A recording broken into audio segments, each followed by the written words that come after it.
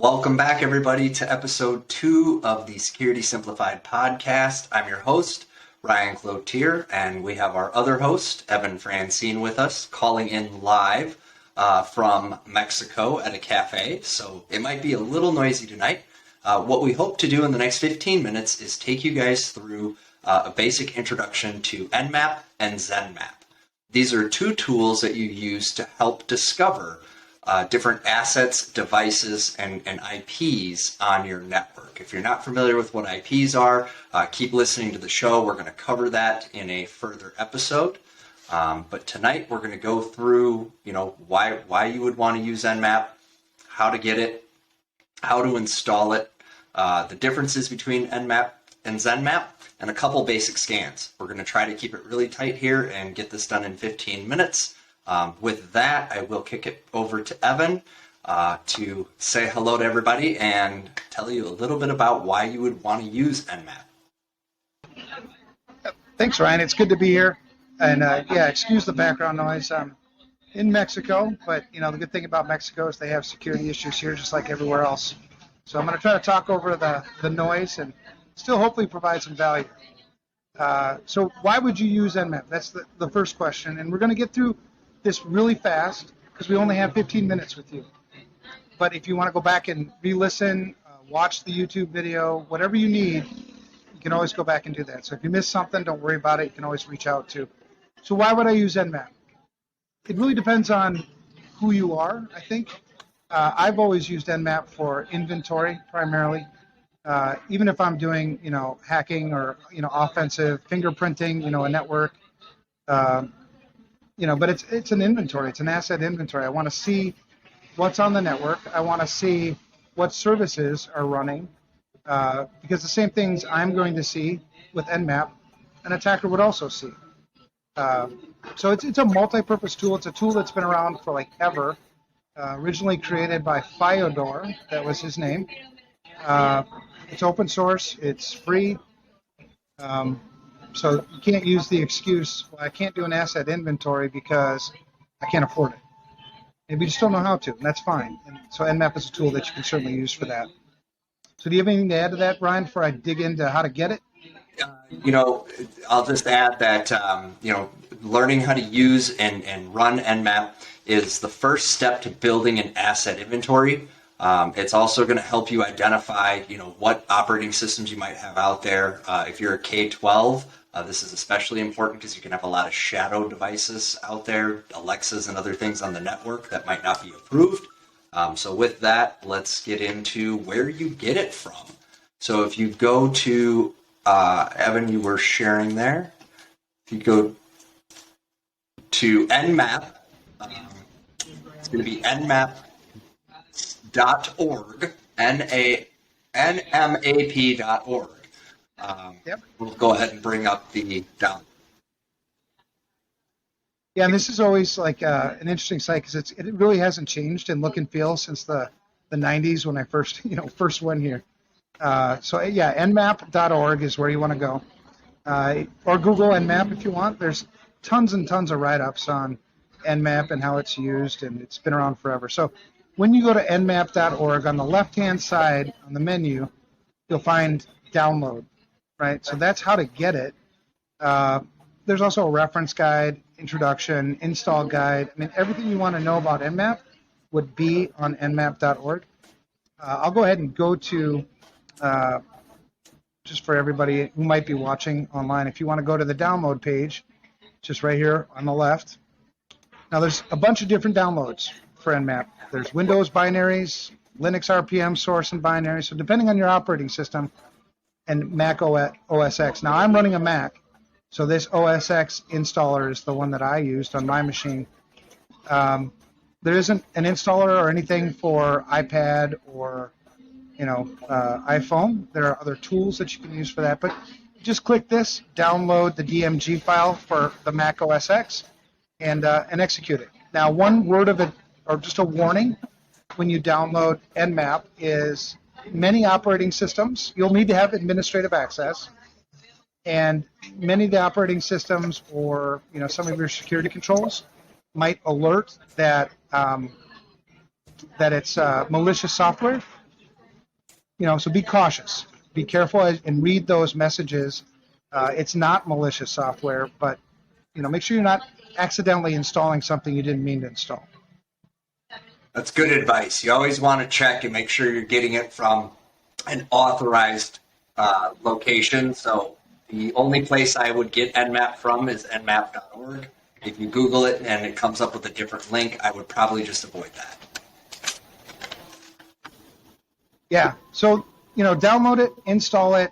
Now you're going to get two different programs, two, really closely related programs. You'll get the Nmap, the command line, which, is typically, as you become more advanced with the tool, you'll probably use the command line. There's also another application called Zenmap. So Zenmap. That's a front-end graphical user interface.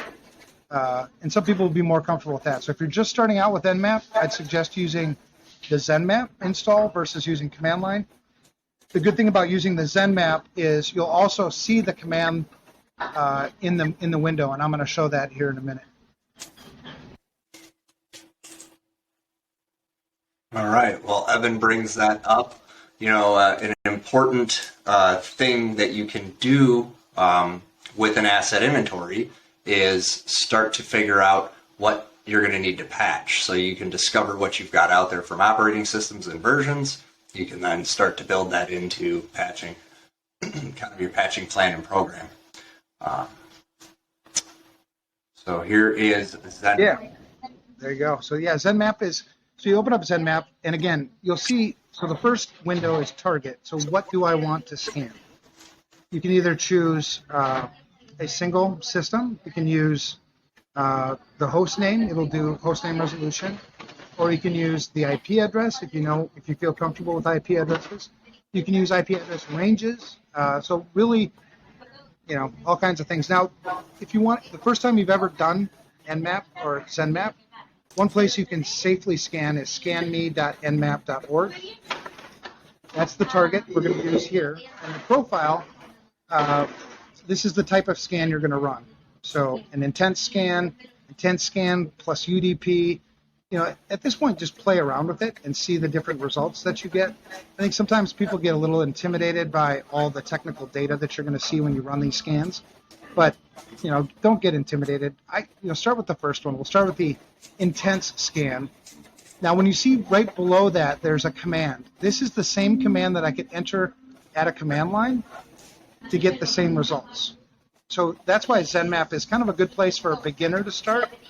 Because sometimes I'm a little intimidated by typing, nmap minus T4 minus A minus B scanme.nmap.org. And if you want to know what that means, the minus T4 is the aggressiveness of the scan. So there are 5 levels of aggressiveness, T1 through T5. So this is a pretty aggressive scan. That means it's going to be noisy. The minus A is really, it's more, let's get everything sort of scanned. The V is verbose, and then your host name scanme.org. So then click scan, and away you go.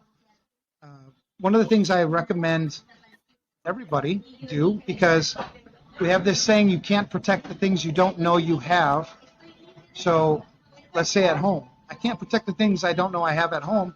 Do Nmap at home. So Ryan, you got anything to add to that? I think it's good to do the Nmap at home and take a look at that. Just a point of clarity: aggressive is generally how intense, how detailed, how deep the scan's going to go. And the more aggressive a scan is, the more system resources it's going to use and need, and that's where some of that disruption and noise can come in. So always use caution if you're using this in a professional setting. Say you're running it on your small business or your school or something like that. I would advise you to try to do the intense scans probably off hours, just to avoid any unintended disruption. Yeah, good point. Some of your legacy systems, older systems that you might have won't react well to scans sometimes, so sometimes we'll exclude those. But let's say you're going to start at home. At home's a great place. If you've never used Nmap before, scan your home network. most of the systems and devices you have on your home network are going to be able to handle the resource strain of a scan, and you'll also get some visibility into what's actually going on or what you have on your network. And it'll be surprising. The average home last year has 11 devices on their network, and most people don't even know what those are. So if you stand any chance of protecting yourself at home, you got to know what it is you're protecting. So some advice on that. And so I'm going to show you really quick how to scan at home. So really quick, I'm going to go ahead and, this scan is almost done. Actually, we've got an ambulance here in Mexico now, so that's cool. I'm okay. Don't have to worry about me. Maybe somebody else. Looks like nothing emergency, so I think we're all right. But one of the things so when I mentioned before that I could scan a host or I could scan a network segment. So let's say I want to scan my whole network segment at home. Chances are it's going to be a 192.168 dot something, right? .0.100. This is what's called an IP address, and this /24, that's the number of bits. It's going to get a little technical. My apologies, but that's the number of bits that are dedicated to your network versus just a host, right? So at home, if I want to find out what this first number is supposed to be, open up a command line if you know how to do that, and type ipconfig on a Windows machine. ipconfig will tell you what your IP address is, and I'm almost guaranteeing you it's going to be a /24 at the end. So at home, take your IP address, turn the last number, this 0 that I've got highlighted, the last octet, turn that into a 0 and put a /24 at the end of it. And then click that scan. And if you have any troubles doing that, you can always reach out, in the comments or whatever, and we'll show you how to do that. That's how you would do a home network versus just a simple one host. Evan, I want to thank you for being such a security professional.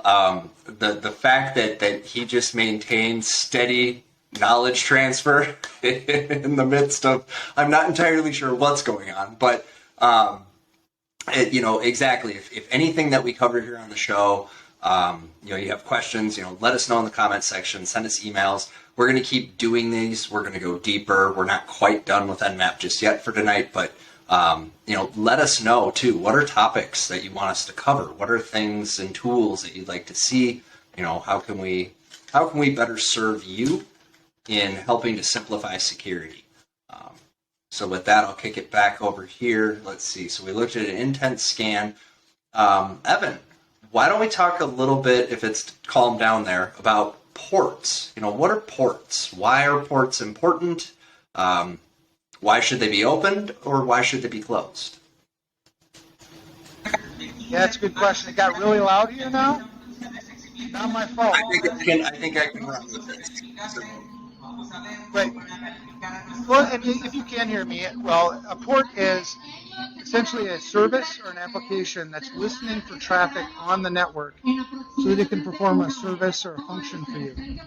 So an open port, your applications that are network enabled, like HTTP, for instance, that would be, by default, that's TCP port 80, right? So your web server is listening on port 80 for, traffic that it can process for you and, provide some sort of holy crap, it got loud. It's back to you, Ryan. All right. Wow. That's that's something special. Feels a little bit more like the Thursday night podcast than the Wednesday night podcast. But, we're just about at time here. We do want to try to keep these to 15 minutes. Hopefully you got something from this. Let us know if it was too crazy, and we can always redo this one as well if it wasn't, didn't come through clear. We appreciate you guys listening. We do this to serve you, so please do let us know. We're going to do our best to teach you security in a simplified way, covering the foundations and the basics. But the more you interact with us and let us know what it is you want to know, the better we can get that for you. Lastly, I want to announce that Security Studio will be releasing a virtual Chief Information Security Officer training in the very near future, so stay tuned for details on that. And with that, thank you for tuning in. Talk to you again next week. Sounds good.